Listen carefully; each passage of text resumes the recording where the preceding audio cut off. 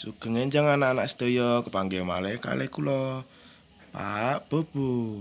Dina iki dhewe bakal sinau babagan unggah-ungguh basa.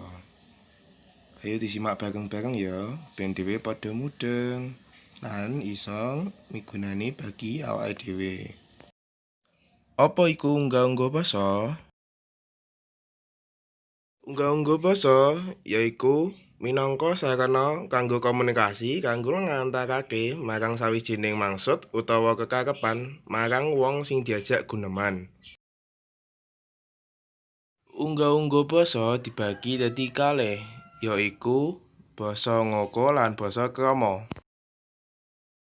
Basa ngoko yaiku basa kang biasane digunakake kanggo guneman karo wong sing luwih enom utawa wong sing nembe kenal.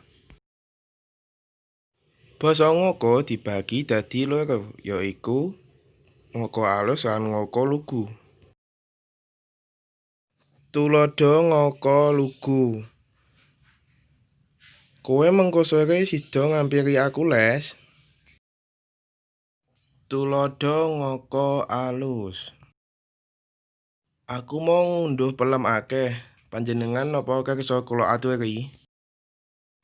Ngoko alus iku basane ana tambahane kayata panjenengan mau gen ketok alus. Menawi krama lugu mboten wonten tambahan napa-napa. Dadi isine mung basa lugu lan sapanunggalane.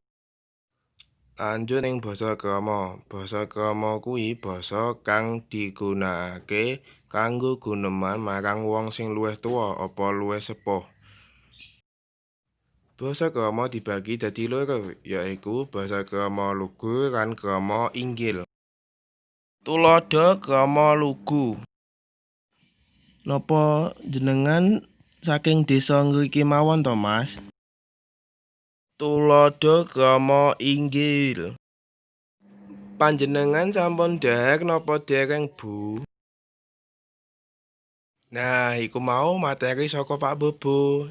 Cekal semanten ya saking Pak Bobo. Kepanggih malih ning materi selanjutnya. Matur nuwun.